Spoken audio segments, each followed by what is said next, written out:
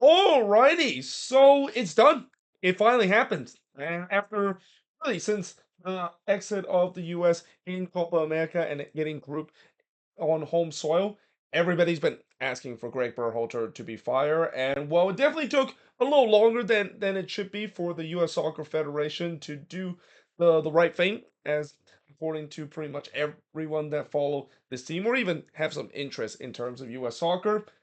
The U.S. Soccer Federation has officially announced they fired Gregg Berhalter today. Now, rather of me actually just do a video kind of about my reaction, which, I don't really have too much reaction in terms of the news. I mean, we knew this was going to happen. We knew that, if Gregg Berhalter did lose that game against Uruguay and if he does not advance into the next round and get out of the group, not only that would be a big failure for the U.S. in Copa America, but it feels like that is pretty much it for his job. I mean, the pressure was already mounting for him coming into Copa America, and that was kind of the final straw. And we knew that he, of course, was going to get fired. And we'll also talk about a little bit who can potentially be the potential candidate that he is, or the potential candidate that's going to replace Gregg Berhalter. But in this video, I'm just going to look back in terms of Gregg Berhalter tenure with the U.S. men's national team. And I actually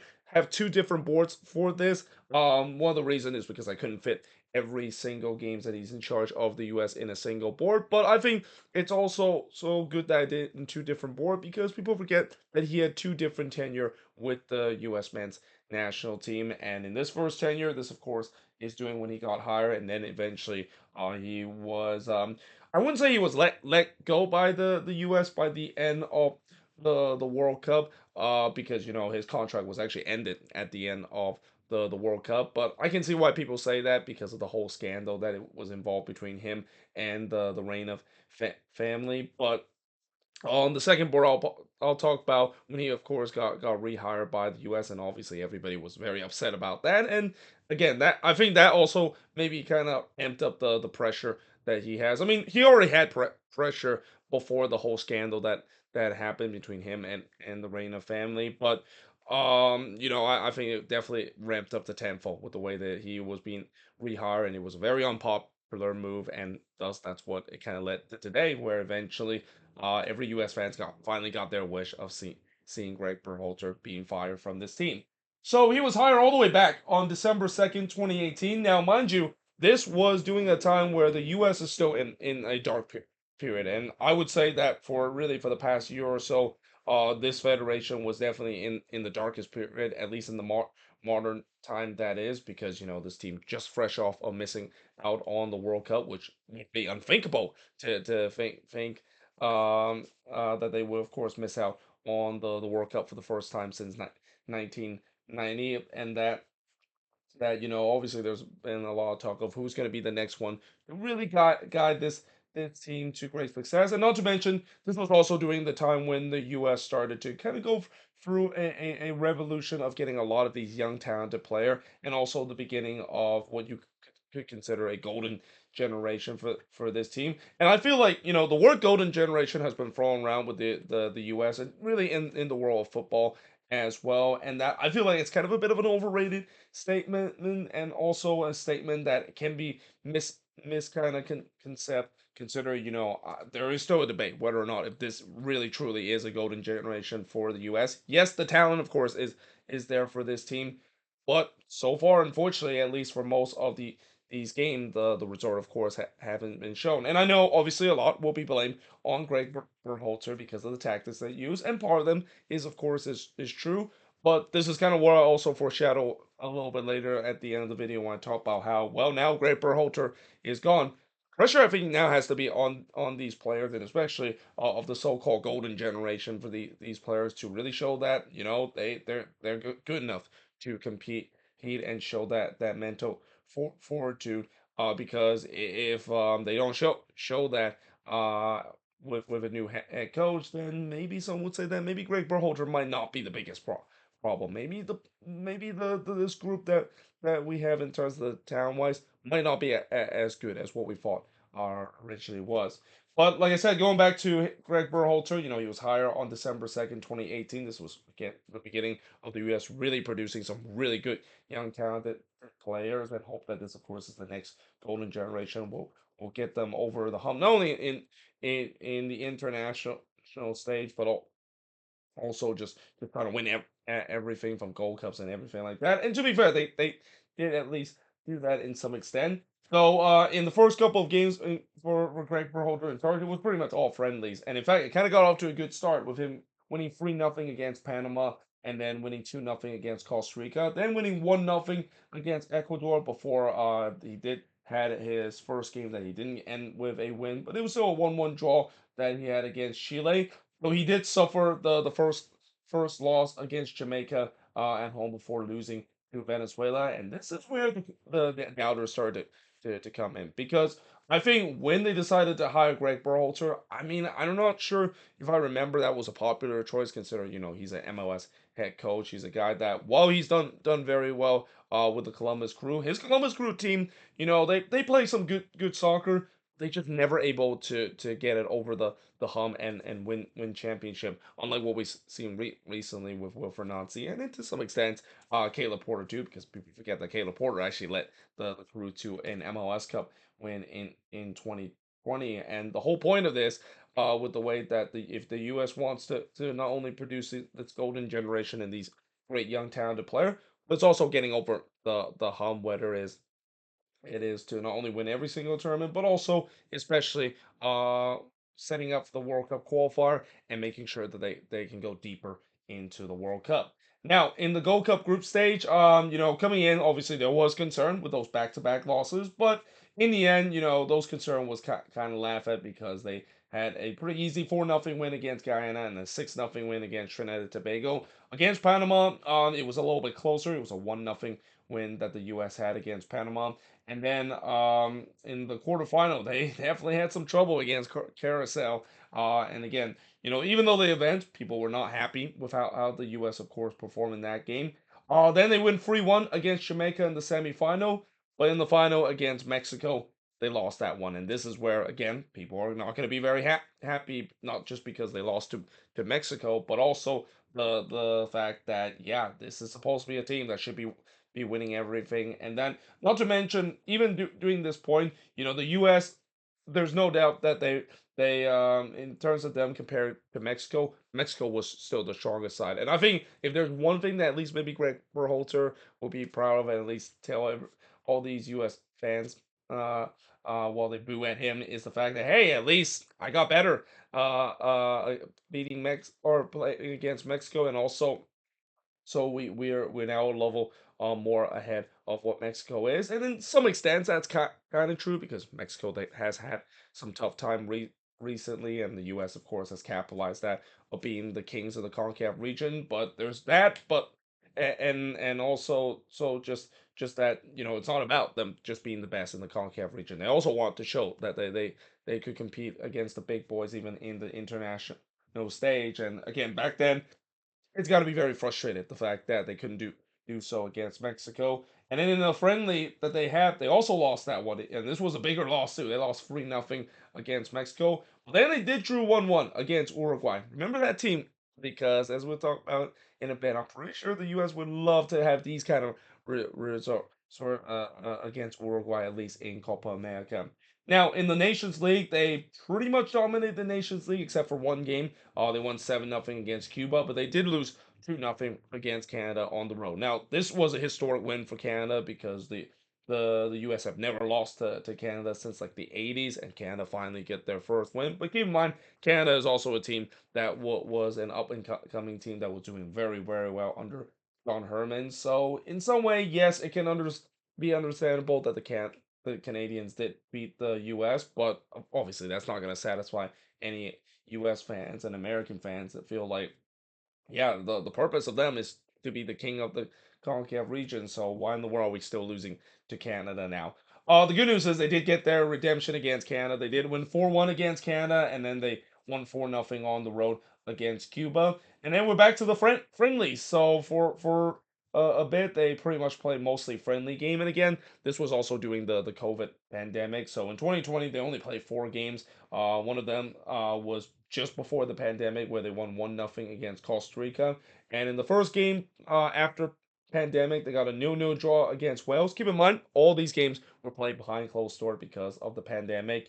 And they won 6-2 against Panama, won 6-0 against El Salvador. And I gotta say, those two are very impressive performances considering Panama and El Salvador. They're two teams that always tends to have given the U.S. some trouble uh, um, before, especially after what we saw in Copa America and the most recent Gold Cup. Then they won 7-0 against Trinidad and Tobago before winning 4-1 against Jamaica. They did lose 2-1 to Northern Ireland in a friendly, and then they also lost 2-1 to Switzerland in a friendly. Keep in mind, all these friendlies and all these European friendly were taking place in Europe, and again, this is where people are saying that, well, yeah, you can compete against these lower ranked CONCACAF team, but when you're playing against some team in Europe, I mean, I wouldn't say Northern Ireland is a good team besides that good run that they had in 2016, but Switzerland is definitely one of the more well known team, kind of a mid tier team in the European stage. So yeah, again, that's kind of frustrating if you're a U.S. fan saying that. Well, yes, I know it's a friendly, but still, if you're gonna get yourself to the next level, being one of the contender. Well, I wouldn't say a contender, but maybe be a team that could get over the hump. In terms of not only making the World Cup, but also go deeper into World Cup, you have to beat these team, even if it's in a friendly. So we go back to the Nations League. So in the first ever Nations League in the knockout stage, they won 1-0 against Honduras, where that was a game that they really struggled, but they somehow pull their way in. And then against Mexico in the Nations League final, that was a crazy 3-2 win that the U.S. had against Mexico. I mean, I remember the U.S. were down twice in that game, and even Horvat, I still remember how after Pulisic scored that winning penalty to take or that penalty to give the lead to the U.S. Eventually, it was the winning penalty, but then Mexico got a penalty of themselves, and here comes even Horvat stepping in for the injured Zach Steffen, and he saved that penalty and was really considered to be a cult hero for the U.S. in that game.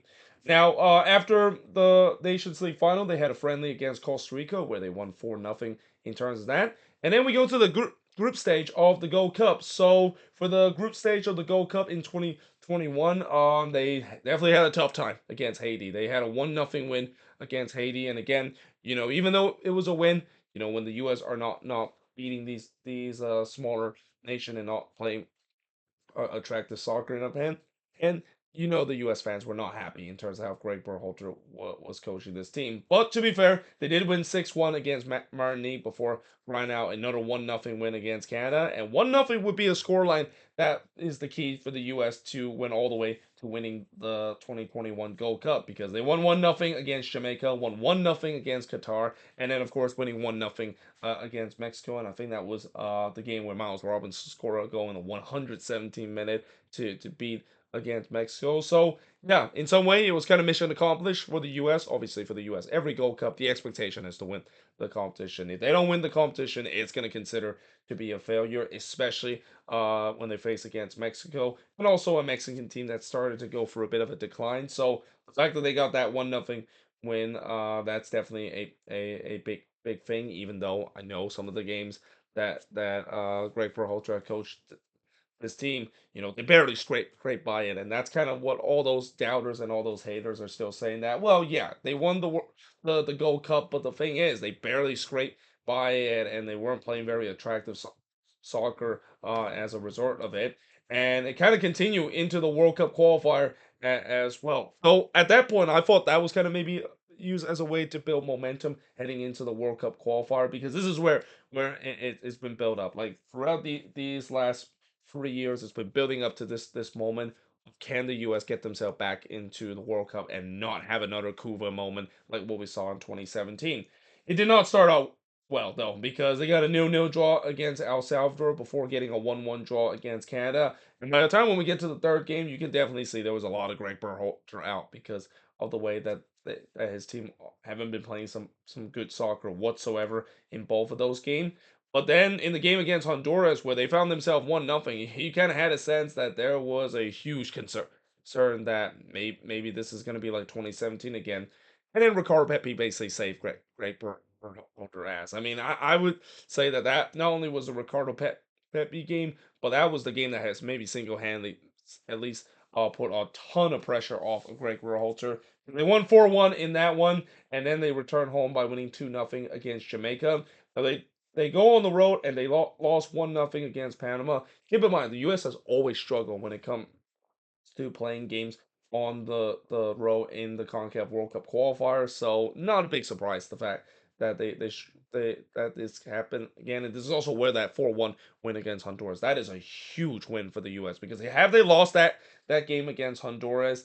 I mean, it's going to be very close in terms of them actually making it out of the World Cup qualifying stage. And again, if they miss the play or miss the World Cup for the second year in a row, you can have a sense that the U.S.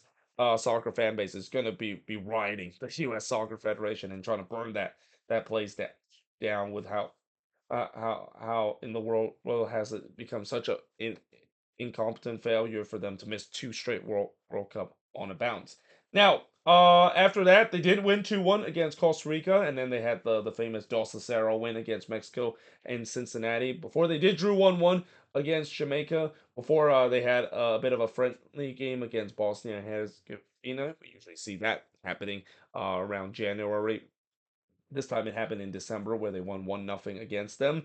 Then going back to the World Cup qualifier, they were playing against El Salvador. They won 1-0 in that game against El Salvador. Again, it was a very hard fought win as well. But then the very next game when they play against Canada, again, this is a Canadian team that were shocking everybody in the World Cup qualifying stage, being the top teams in the CONCACAF region, and they show why that is the case, getting a 2-0 win against the U.S. And I remember that was a game where Canada, one of the things that they've been very good in terms of the World Cup qualifier, they were very good when it comes to their transitional play. They were doing very well in terms of that transitional play, and also not to mention being very compact on the defensive end. And the U.S. just couldn't figure out Canada with the way that Canada was just being so defensive organized in that one. Now, in the next game against Honduras, they won 3-0 in that one. So that was a game where they was trying to replicate what we saw the last time the U.S. did make it to the World Cup in the World Cup qualifier. Where remember there was that Snow Classical game that they played against Costa Rica, and they won that one 1-0, despite the fact that the Costa Rican players were absolutely fuming because of them playing in a snowstorm. Well, in this one, I'm pretty sure the Honduran players and maybe even the federation are very frustrated at the fact that why in the world did they decide to play a World Cup qualifying game in Minnesota and in February as well. That was quite insane. The fact that they were playing that game there in sub-zero temperature, but hey, it worked out for them. They won for the U.S. They won 3-0 in that one. Then they got a 0-0 draw against Mexico, which I thought that was a good result because the U.S. When it comes to playing against Mexico down in Mexico and playing at the infamous Estadio Azteca, they've always struggled in there. So to get a draw that game was definitely a bonus. Even though I feel like the U.S. They were the better team in that game, and they probably could have won that game if they were a little bit more clinical in terms of their finishing. But then they wrapped up in terms of making out of the World Cup qualifier with a 5-1 win against Panama. But unfortunately, because they struggle on the road in the World Cup qualifier stage, they would lose their final game, losing 2-0 against Costa Rica. The good news is the U.S. didn't make it back to the World Cup, and again, mission seems like it's accomplished. At least in some eye of the U.S. fans, I'm pretty sure there were some U.S. fans were kind of frustrated that it wasn't a really easy role. But I think that coming into the World Cup qualifier, we knew that the ultimate goal is for them to make it to the World Cup. I mean, after what happened in 2017 and happened in Cuba, there's no way are going to see a repeat of that. And to give Greg Berhalter credit, he was able to guide that team through the World Cup qualifying stage, the daunting World Cup qualifying stage that is, and get them to the World Cup in 2022. So they have a couple of friendly games after that, and these are games that kind of almost prepared themselves a little bit for the World Cup because they're playing against some really good team in the World Cup. One of them, of course, is Morocco. which the U.S. win 3-0 against Morocco. Little did we know that Morocco actually went on to win to the semi-final as well. Even though at that point we didn't think that that was the case.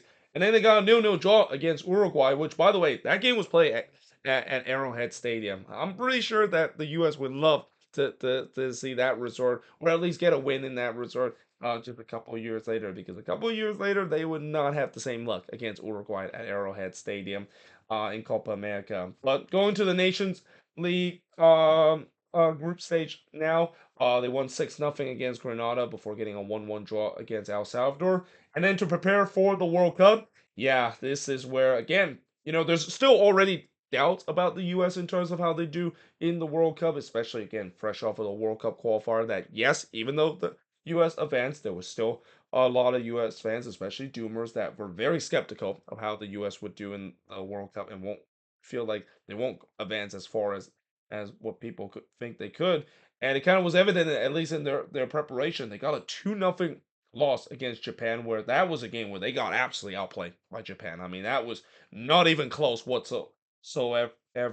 And then they got a 0-0 draw against Saudi Arabia. Now, I know this would be the same team that would beat the defending World Cup champion Argentina in the World Cup, but still, I mean, that was not a good result for the U.S. whatsoever. And this is where there was a lot of concern now, again, where, yeah, you just lost to two teams that, one of them, obviously, I think Japan at that point was still better than the U.S. Japan is definitely a team that has always been an rated team, and have always been known as the powerhouse in Asia, that we're starting to see many people are paying more attention to them because of their recent resort. But Saudi Arabia is not that team. Saudi Arabia is not a team that, yes, they have made it to the World Cup a couple of times, but it should be a team that the U.S. should win. And the fact that they didn't win, that's where there's starting to be concern heading into the group stage. Now, unlike in 2014 where the U.S. was in the group of death, in 2022 in the group stage that they were in, it feels like it was manageable. But even then, they kind of barely squeezed by too, because they got a 1-1 draw against Wales. Then they got a 0-0 draw against England, and on the final game where they had to win against Iran, they did exactly that. They got a 1-0 win against Iran, which means that they move on into the groups, or move on into the knockout round. But unfortunately, they had to play against the Netherlands. Now, the Netherlands weren't the same Netherlands side that we'd seen before. This is the Netherlands side that, just fresh off of missing out on a World Cup themselves. But it was still a very good team, and yeah, they lost that one, and it was not close whatsoever. The Netherlands were head and shoulder better than the U.S., and this is where, again, people were very upset about Gregg Berhalter, where, yes, even though this team made it to the knockout round, there's no progress that is being made. They still got knocked out in the round of 16. This is a team that still have not advanced into the next round of the group stage since they did in 2002 in that famous 2-0 win that they had against Mexico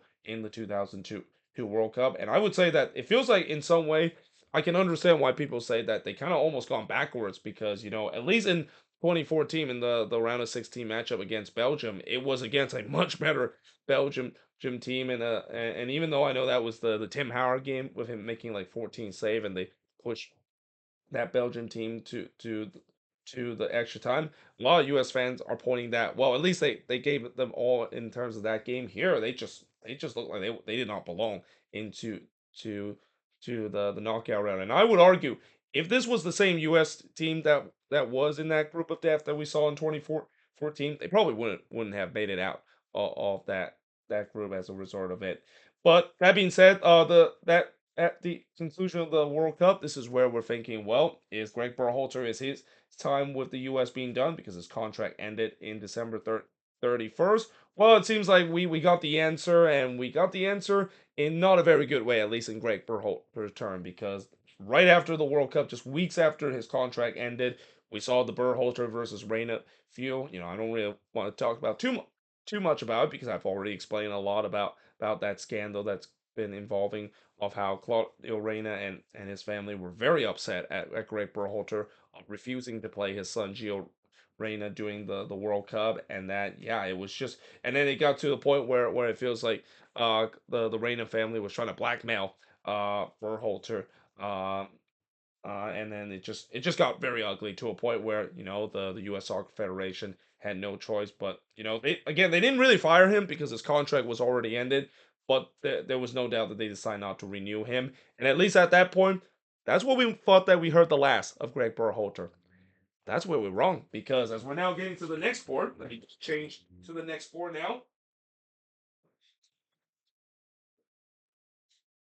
So as we change to the next sport, this is the board where Gregg Berhalter made his return with the U.S. national team.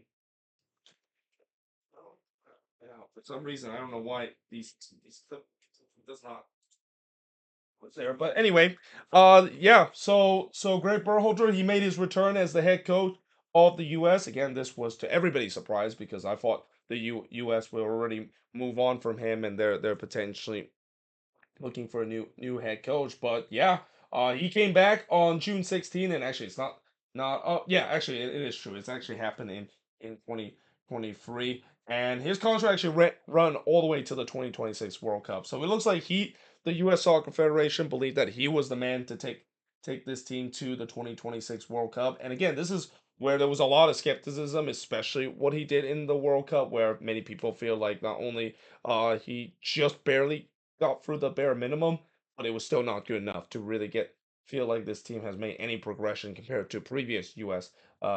Teams. So we go to the Nations League semifinal in the first game that he's back in charge of the U.S. He did win 3-0 against Mexico, but keep in mind this is a Mexico team that has been in huge decline themselves, so it's isn't as impressive as a victory as it used to be a couple of years ago.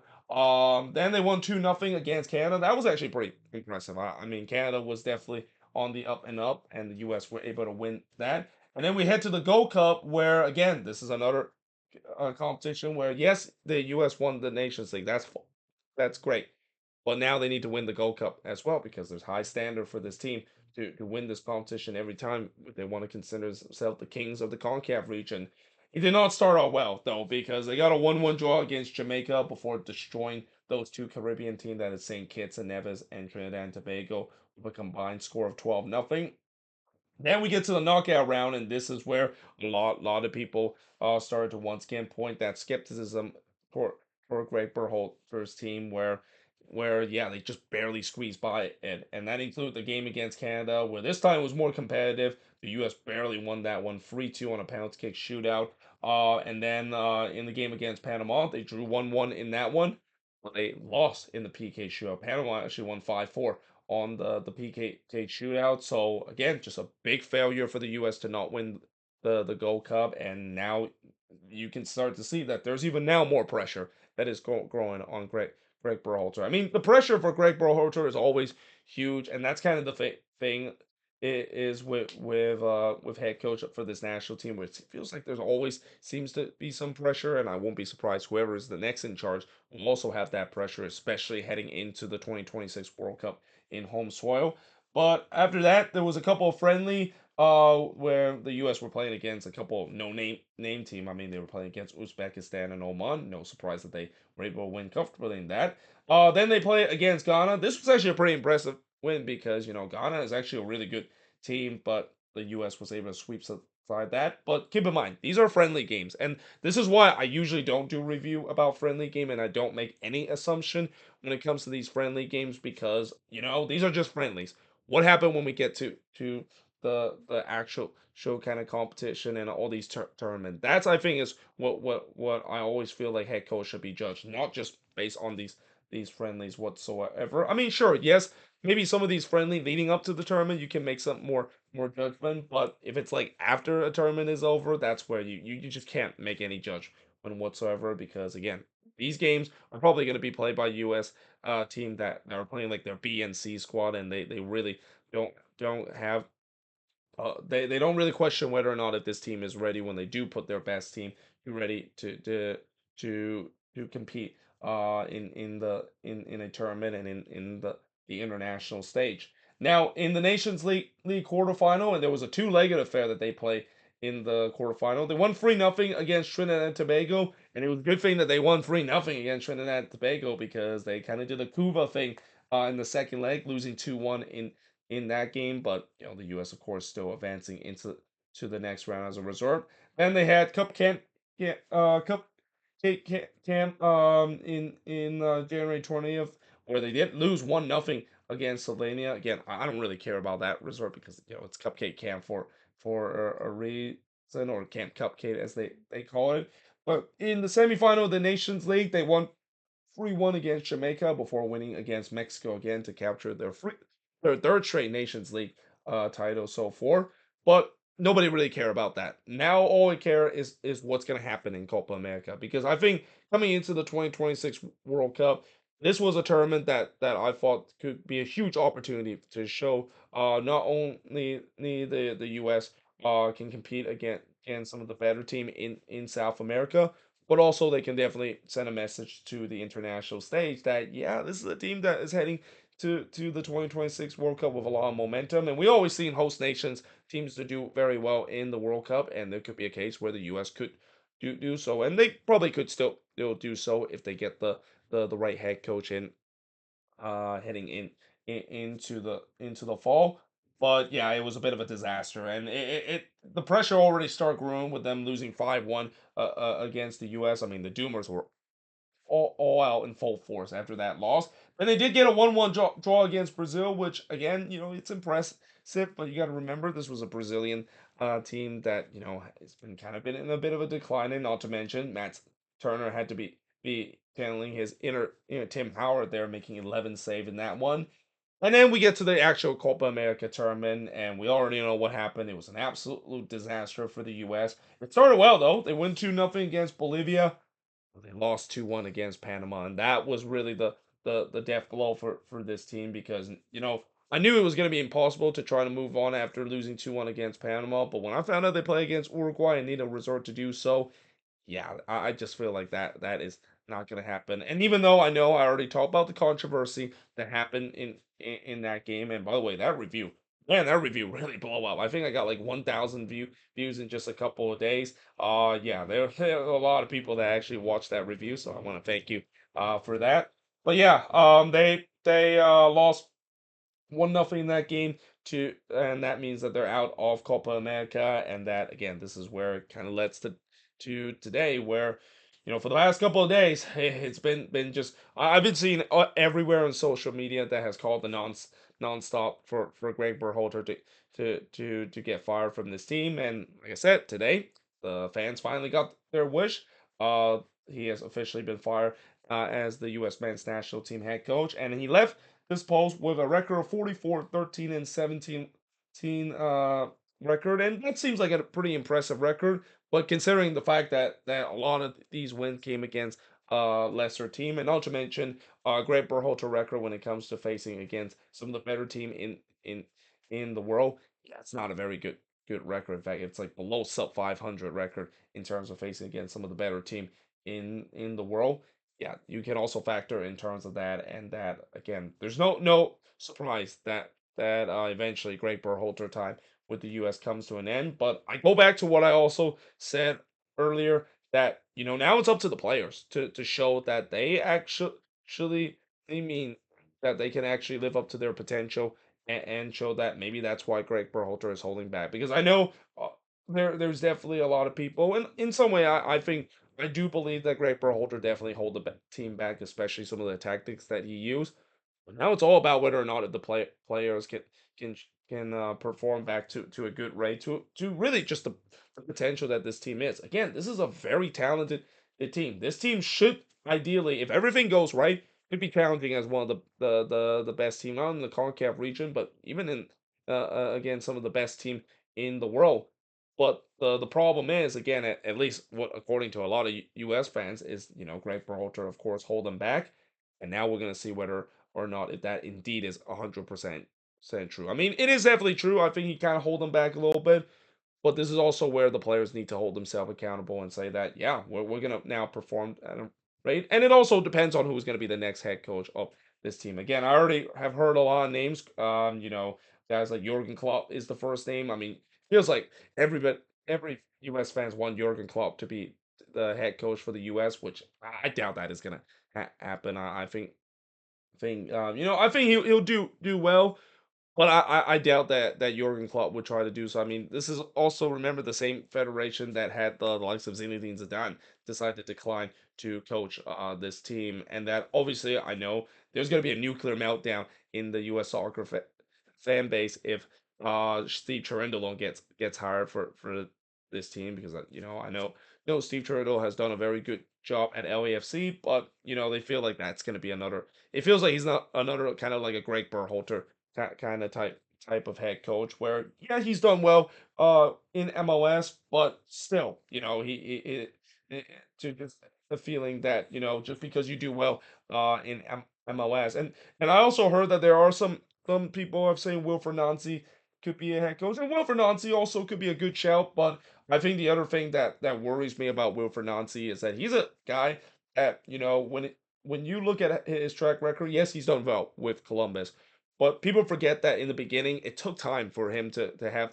the group to really buy in to his style. And the other thing that I also want to mention to everybody, and I'm pretty sure you heard this about, just because of a head coach that has done well in the club level doesn't mean it always translate into international level. The international level is just a complete different animal compared to the club level, mainly because in the international level you don't get as many games as you would have in the club level. And in the club level, at least you have the team train every single day. You don't see that happen in the international level. And in fact, there's a lot of moving pieces in the international level. You have different players train with different players at get any given time based on your selection. So again, that just kind of goes back to where just because a guy that has does well in the club level, it's not always going to translate into the international level. And this is where you look at some of the names I've also just thrown out with the likes of Jurgen Klopp and Wilfried Nancy. Those guys have done very well in the club level.